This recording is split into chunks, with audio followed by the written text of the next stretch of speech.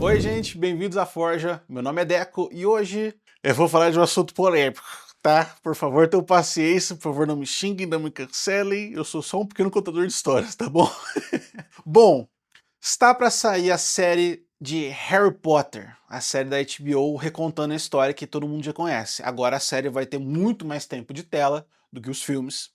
E eu decidi fazer uma análise e reescrever a história dos filmes do Harry Potter. E eu vou fazer de todos os filmes do Harry Potter, ok? Do 1 ao 7. Mas assim, eu vou pegar cada um dos filmes e eu vou falando pra vocês o que eu mudaria na história. Não estou falando que eu quero que a série da HBO mude, mas pelo fato da série estar vindo, me inspirou a fazer esse vídeo.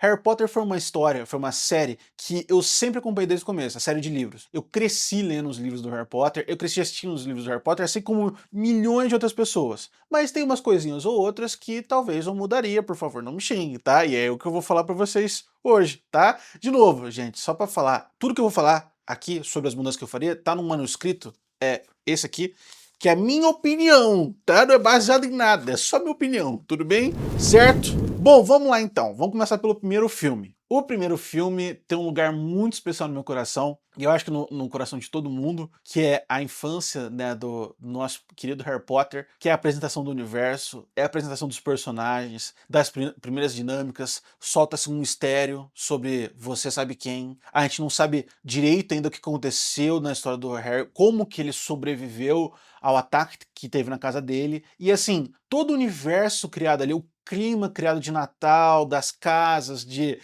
eventos esportivos é assim, maravilhoso. Então, do primeiro filme, o que eu mudaria? Nada, basicamente nada. O primeiro filme é muito bom, não tem por que eu mudar alguma coisa. Então, assim, o primeiro filme eu realmente não acrescentaria nada, ok? E aí a gente vai pro segundo filme. No segundo filme, né, eu não vou ficar contando a história, vocês já sabem, né? Câmera secreta, alunos começam a desaparecer, outros começam a aparecer petrificados, o Harry ele começa a escutar voz na parede. Aliás, uma curiosidade, quando eu li o livro, no filme, quando você tem medo de alguma coisa, você pode fechar os olhos e os ouvidos e você tá protegido. No livro você não tem escapatória, não tem como você pular uma página, senão você não entende a história.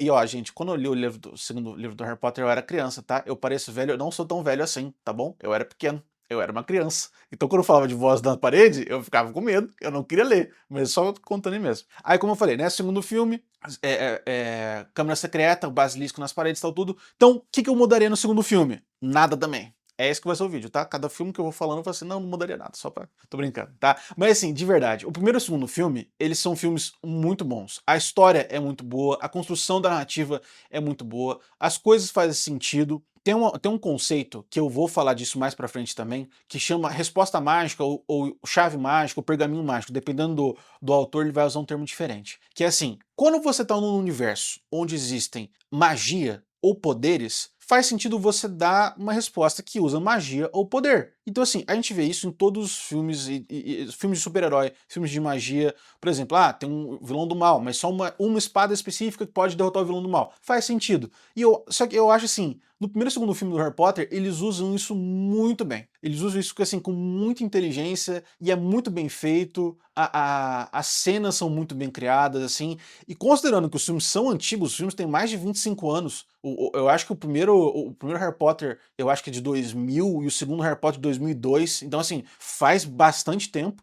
Eu acho que eles fizeram um trabalho excelente. Uma adaptação, como eu já falei em outros vídeos, nunca é fácil você adaptar para uma mídia visual uma obra literária, nunca é fácil fazer isso, então acho que eles fizeram um trabalho perfeito nessas duas obras, eu não mudaria nada. Talvez eu esteja sendo saudosista? Talvez, é porque é nostalgia, eu gosto muito desses filmes, né? Então nesses dois eu não mudaria nada. Agora vamos para o Prisioneiro de Azkaban, ok? Agora começam as primeiras mudanças, certo? Toda vez, como eu falei, né, quando tem uma escolha de roteiro, ele geralmente tem um propósito, mesmo que de vez em quando não faça muito sentido. Você pode falar, por exemplo, por que quando o pai e a mãe do Harry morreu, ele não ficou para ninguém da Ordem da Fênix? A resposta óbvia é porque a escritora não pensou nisso, né? Porque não tinha Ordem da Fênix quando ela escreveu o primeiro livro. Mas assim, até faz um sentido narrativo de tentar afastar ele um pouco desse mundo de magia, pra ele não ser influenciado tal todo. Não atrapalha a narrativa, né? Agora, no terceiro filme do Prisioneiro de Azkaban, tem algumas coisas que eu acho que atrapalham. E aqui começariam as grandes mudanças. Gente, de novo, eu adoro o filme. Não estou falando que Prisioneiro de Azkaban é um filme ruim. Pelo contrário, é um dos meus filmes favoritos. É muito, muito bom, de verdade. Mas tem coisas que a gente tem que combinar aqui que não faz sentido, algumas delas. Até tem vídeos na internet zoando. Por exemplo, entregar um objeto mágico extremamente poderoso que faz você controlar o tempo para uma aluna assistir mais uma aula, que é o vira-tempo. Isso não faz sentido nenhum, por dois motivos. Primeiro, por mais que a Hermione ela seja uma aluna extremamente responsável, uma pessoa extremamente responsável, você entregar um objeto desse na mão dela, e se ela perde? E se algum aluno pega o objeto? Porque assim, pelo que dá pra entender no universo do Harry Potter, o vira-tempo, ele tem um em Hogwarts e o resto tá guardado lá no Ministério da Magia, numa sala super secreta, super escondida. Por quê? O que é dito no filme, e tem vários filmes que trabalham essa ideia, que toda vez que você mexe no tempo, você tá se arriscando pra caramba. Aí assim, só fazer isso só pra menina assistir mais de uma aula ao mesmo tempo é extremamente irresponsável, mesmo sendo Hermione. E no mundo de magia, como eu falei, você pode ter outras soluções mágicas para problemas do dia a dia. Por exemplo, uma magia que faça ela se dividir em duas, tipo o Jutsu Clone das Sombras, sabe? Ai, mas não... É magia, gente. Eles fazem qualquer coisa com magia. Uma poção que faz ela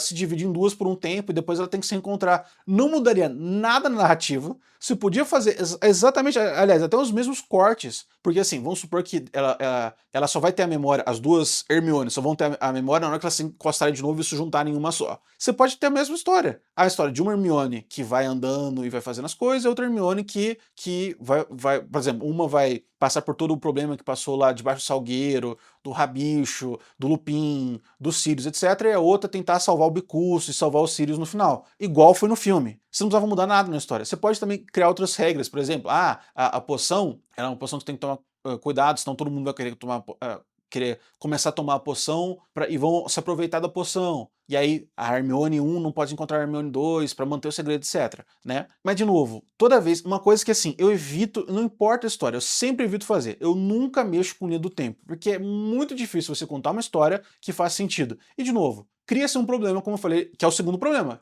o problema da narrativa. Tanto que isso já foi zoado várias vezes na internet. Se você tem um objeto desse, por que você não usa o vira-tempo para resolver os problemas maiores? Por exemplo, quando Grindelwald, que era o vilão lá do Animais Fantásticos, lá no passado, aterrorizou o mundo inteiro, que precisou de vários ministérios resolver com ele. Por que não usaram o vira-tempo nessa hora? Por que não usaram o vira-tempo quando os pais do Harry morreram? Ou quando descobriram que o Voldemort, ele era um aluno em Hogwarts, que era o Tom Riddle, cria um furo narrativo muito grande. Você dá um objeto que tem peso demais ou poder demais pra uma situação boba. De novo, por mais que seja de narrativa e mais infantil, uma aventura adolescente, eu entendo. Mas tinha outras formas de você resolver isso, ok? Então essa é a primeira coisa que eu mudaria. Em vez de você ter um vira-tempo, que é um objeto que controla o tempo para assistir duas aulas, eu colocaria uma poção, uma outra resposta mágica para ela se dividir em duas e não mudaria nada na história a partir disso. Segundo ponto, esse realmente não faz sentido, que é todo o arco do Rabicho, né? De novo, eu tô falando de Harry Potter, se você não sabe do que eu tô falando, gente, pelo amor de Deus, os filmes existem há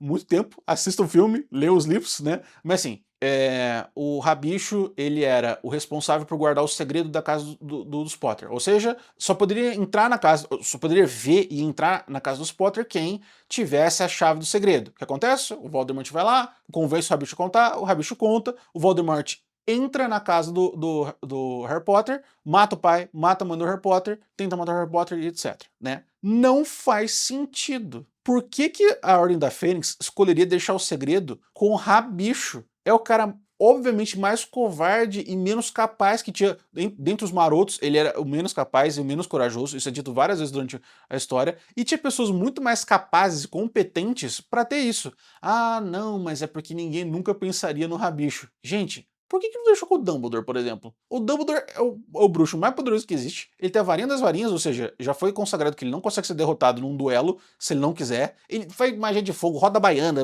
é imortal, tem a pedra. Por que não deixaram com ele? Vamos supor que os Comensais da Morte e o Voldemort descobrem que o segredo da varinha das varinhas, o segredo da chave pra entrar na casa dos Potter, tá com o Dumbledore. O que eles vão fazer? Ele invadiu a escola, tentar um X1 com o Dumbledore? Não ia funcionar. Ia ser burro, né? Agora, por exemplo, isso abriria, se não fosse o Rabicho, vamos supor que, por exemplo, fosse o Sirius. E aí, de alguma forma, o Voldemort conseguiu entrar na casa do Harry né, dos pais do Harry. O que eu contaria de história diferente? Seria vendida a mesma coisa. Ia falar, tipo, nossa, o Sirius vendeu Em vez de falar que o Sirius foi preso em Azkaban porque ele matou o Rabicho, eu falaria que, nossa, o Sirius foi preso em Azkaban porque ele vendeu o segredo. Ia começar a história assim. Eu aproveitaria esse filme, assim como foi contado no filme original, né? Conta mais da história do pai do Harry Potter e dos Marotos. Eu acho que eles são citados muito pouco nos filmes, e nos livros também. Eles podiam ter tido um objetivo maior. Por exemplo, vamos supor que durante o filme é contado que o James, o pai do Harry Potter, ele estava numa missão pro Dumbledore. Ele estava tentando encontrar um objeto mágico, alguma coisa muito específica. E no dia que ele encontrou esse objeto mágico, ele combinou de se encontrar com o Dumbledore na casa dele, e nesse mesmo dia o Voldemort vai lá, invade e mata o pai e a mãe do Harry Potter. Aí, durante o filme, seria contado que, na verdade, não, o Sirius enganou, e no final seria revelado que o Sirius não contou a chave do segredo da casa deles. Só que o Voldemort, de alguma forma, ele conseguiu entrar lá. E isso deixaria uma abertura, isso deixaria, digamos assim, um gancho para alguma coisa no futuro. O que eu deixaria escrito? Que esse item que o James encontrou a pedido do Dumbledore era uma Horcrux, e no momento que o James entra na casa deles com uma parte do Voldemort, é como se ele estivesse convidando ele para entrar. É parte da alma. Ah, eu sei, mas não tinha Horcrux nessa época. Gente, de novo, lembra aquele conceito que eu passei sobre pergaminho mágico? Você pode usar isso como um mistério também. Vamos supor, por exemplo, que eu estou contando uma história e o meu personagem encontrou alguma coisa. Olha, encontrei uma parada aqui. O que é isso aqui? Não sei. Aí nesse filme eu não conto. Tudo bem manter um mistério. Você não precisa explicar tudo. Se você sabe que vai ter mais história depois, você não precisa explicar tudo. Você pode dar uma solução de roteiro mais pra frente. A escritora do Harry Potter podia ter dado 1 bilhão de motivos, 1 bilhão de justificativas do porquê o Voldemort conseguiu entrar na casa. A que eu daria seria uma Horcrux. Faria muito sentido. Mas não, decidiram falar que o Rabicho, na verdade, contou a história, deixaram o segredo com ele. Eu falei, sei lá, esse menino esquisito, mais ou menos. Aliás, teria um outro filme mais pra frente que, de novo, no terceiro filme seria só revelado que seria um item mágico. E teria um outro filme mais pra frente que seria um momento perfeito pra contar não só a aventura do pai do James, mas também qual era o item mágico que ele tava procurando. E eu vou falar disso pra vocês também. Pro quarto filme, o que eu faria? Só cenas da Hermione no baile. Eu tinha um crush dela, pra mim podia ser só isso. É isso. Tô brincando. Ó, o quarto filme também eu gosto muito. Tem muita gente que não sei por que não gosta. Tudo bem, questão de gosto. Mas o quarto filme, ele traz um monte de coisa legal, um monte de coisa interessante. Ele traz 2 conceitos muito interessantes, na verdade, né? Primeiro, eventos entre as escolas e traz outras escolas. Além do que também nesse filme é apresentado Maldições Imperdoáveis. Eu acho esse filme muito legal, é uma aventura super divertida, mas, de novo, como eu falei, tem algumas coisas que não fazem muito sentido. É o seguinte, mesmo o Voldemort não tendo recuperado o corpo ainda antes do quarto filme, ele é uma ameaça. O Dumbledore sabe disso. Todos os professores sabem disso. O Ministério sabe disso. Embora o Ministério não aceite, eles sabem que ele é uma ameaça. Ele já tentou matar o Harry no primeiro filme, no segundo filme, no terceiro filme ele não aparece, mas assim, ainda assim tem uma influência dele lá, tal tudo. Então assim, o Dumbledore sabe que tem pessoas que querem o Harry Potter morto, ok? Isso não é novidade, isso é óbvio, na verdade. Aliás, acho que é tanto por isso que ele deixa o Harry tanto tempo com um bando de trouxa. Lembrando, é o termo que usam pra família dele, tá? Então assim, por isso que deixa ele com os tios do Harry. Então, a primeira coisa que não faz sentido muito no filme, que tem, né, o torneio tribruxo, muito legal, né? O Alastor Moody, que na verdade era o Bartol Crouch Jr. Como isso é possível? Como é possível um cara usando uma poção polissuco, porque o que é dito no filme é só isso, que ele usou uma poção polissuco e conseguiu invadir Hogwarts. É dito que Hogwarts é o lugar mais seguro possível, tirando pelo Basilisco, Cão de Três Cabeças, Dementadores, Floresta Amaldiçoada, Voldemort e outras coisas assim. Mas assim, é dito que Hogwarts é extremamente protegida, tem um monte de proteção mágica. Aí o cara toma uma poção polissuco e consegue entrar em Hogwarts. Por que os outros Comensais da Morte não fizeram isso? Como é que nenhuma outra armadilha ou então magia de proteção impediu o Bartol Crouch Jr., que tava né, fantasiado, tava poliformado em Alastor Moody, como é que não teve um alarme? Aí, assim, eu já vi algumas pessoas falando, não, mas o Dumbledore sabia que ele não era o Alastor Moody. E aí ele deixou uma pessoa desconhecida dando aula pra um monte de criança, mesmo ele apresentando um monte de sinais extremamente preocupantes, como usar magias imperdoáveis na frente de crianças, inclusive,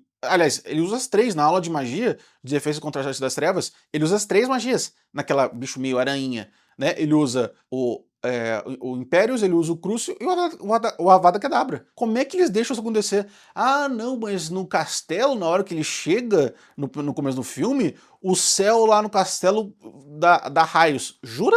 Essa é o alarme. Raios no céu do coisa. Gente, pelo amor de Deus, né? O Dumbledore é um cara extremamente inteligente, o Snape é um cara extremamente inteligente, então assim, só uma poção polissuco não faz sentido. O que eu teria feito? Aquele cara ser realmente o Alastor Moody, aliás, faria muito mais sentido porque você criaria um vínculo muito grande com o personagem, porque na verdade o Alastor não é professor de Hogwarts, né? Ele passou o ano inteiro preso dentro daquele baú com fundo falso lá. Então ele nunca foi professor do Harry. Isso é chato, você criou um vínculo ali que não é um vínculo verdadeiro. Então assim, o que eu teria feito? Que fosse o Alastor mesmo e que em algum momento ali, por exemplo, durante o evento do último coisa, o Alastor fosse pego. Por exemplo, no momento de distração ali, durante o labirinto, que é o terceiro e último desafio do torneio Tribruxo, alguém atacasse o Alastor, pegasse ele desprevenido, porque eu sei que ele é muito esperto, mas assim, conseguisse pegar ele desprevenido de alguma forma, e prendesse ele. Ou então usasse algum tipo de ameaça que, mesmo ele sabendo que ele teria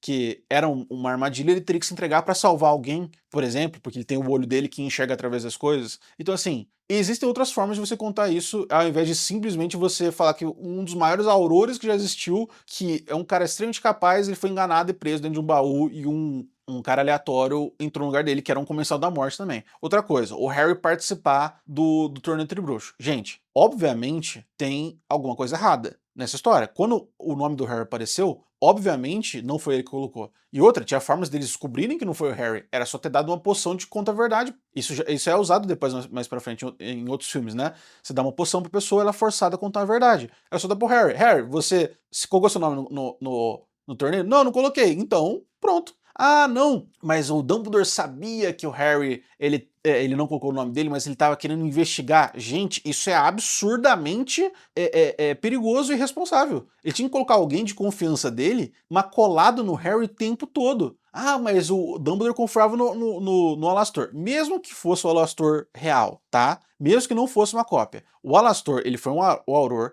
que perdeu partes do corpo dele, que está isolado há décadas. Ele não sabe o que aconteceu com o Alastor nesse meio tempo, ele não sabe quanto que o Alastor se perdeu nesse meio tempo, ou se alguém foi lá e controlou ele com o Império, por exemplo. A gente não sabe. Aliás, essa seria outra solução mágica também, do Alastor ter sido controlado com o Império. Isso é apresentado no filme. Dele trair o Harry Potter, dele forçar o Harry Potter a ir lá pro cemitério onde o Voldemort é revivido. Pra que trocar ele pro Bartol Crouch Jr.? Gosto muito do ator que faz o Bartol Crouch, mas assim, gente, desnecessário pra caramba, né? Então assim, o Dumbledore forçar, ou seja, não só permitir, mas meio que forçar o Harry a participar, é ridículo, é uma coisa que não faz sentido. É a mesma coisa que você pegar um adolescente de 13, 14 anos e falar assim, ó, vai lá dirigir um carro numa pista de corrida. Claro, vai dar ruim. Ah, mas o torneio Tribruxo é um pacto mágico que você não pode desfazer. Beleza, tudo bem, deixa o Harry sentado na arquibancada. Por que ele tem que participar?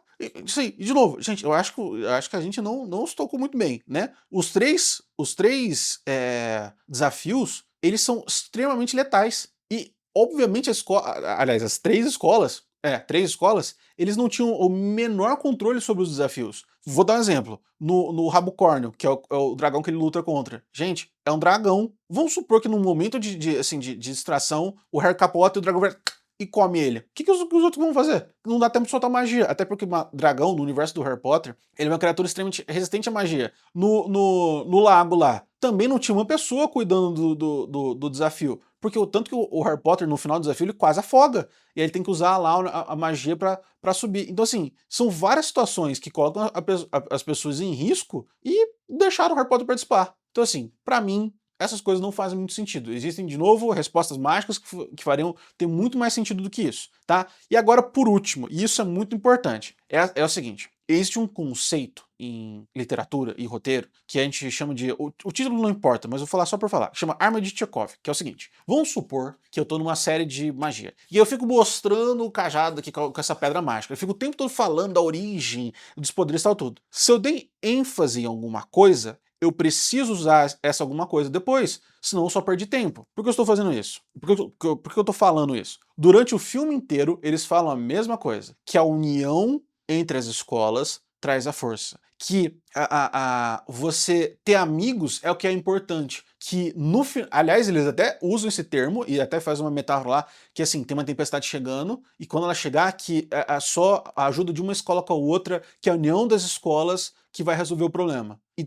isso é muito importante. E isso não é usado em momento nenhum depois. Eles citam outras escolas, citam outros ministérios, e não é usado. Mais pra frente, nos outros problemas que tem, quando o Voldemort volta, não é usado em momento nenhum. Eles simplesmente esquecem. Eles falaram disso o filme inteiro, teve um filme inteiro pra falar disso, de um ajudar o outro. Mas não, eles deixam pra lá. Como realmente parece que a pessoa esqueceu dessa parte do filme. Ah, última coisa também que eu falaria, que eu mudaria nesse filme, é o seguinte. A morte do Cedrico. Tudo bem o personagem morrer. De vez em quando a morte é significativa, e essa é uma coisa que acontece bastante, morte sem significado, tudo bem ele morrer. Isso dá peso pra história, isso dá peso pros personagens. Só que assim, a morte do Cedrico é muito besta. Pelo menos no filme é extremamente besta. Eles passaram o filme inteiro falando a mesma coisa, que o Cedrico é extremamente capaz e o que faz ele vencer os desafios não é necessariamente porque ele é poderoso, etc., mas é porque ele é criativo, ele se adapta às situações, né? Por isso que o cara se escolheu ele, porque de todos os alunos na escola, ele que melhor consegue se adaptar a cada desafio. E aí na última cena, ele tá no cemitério, o Harry olha pra ele, o que tá acontecendo? E pá, toma uma vada no peito, e acabou, do rabicho, e acabou. Qual que é o peso disso? O que eu teria feito? Na batalha entre o Harry e o Voldemort, e o rabicho, eu teria feito, por exemplo, o rabicho capturar os dois, ok? Aí faz todo o ritual, o Voldemort volta, invoca os Comensais da Morte de novo, e aí durante a batalha, na hora que o Harry vai voltar de volta pra escola, que ele vai pegar na taça pra voltar, para sair do cemitério e voltar pra escola, alguém lançasse uma Avada Kedavra e o Cedrico ele entrasse na frente e tomasse a Avada Kedavra pra salvar o Harry. Isso teria dado peso pra morte dele. Porque ele teria perdido não porque ele não foi capaz de se defender, mas porque ele se sacrificou pelo Harry Potter. Isso teria sido incrível. E isso teria dado uma motivação muito grande pro Harry para ele enfrentar os problemas depois. Por quê? Porque alguém que ele gostava muito, alguém que era amigo dele, morreu por causa dele. Por causa, assim, não pela culpa do Harry, mas pelo Harry. Então essa teria sido uma mudança que eu teria feito também.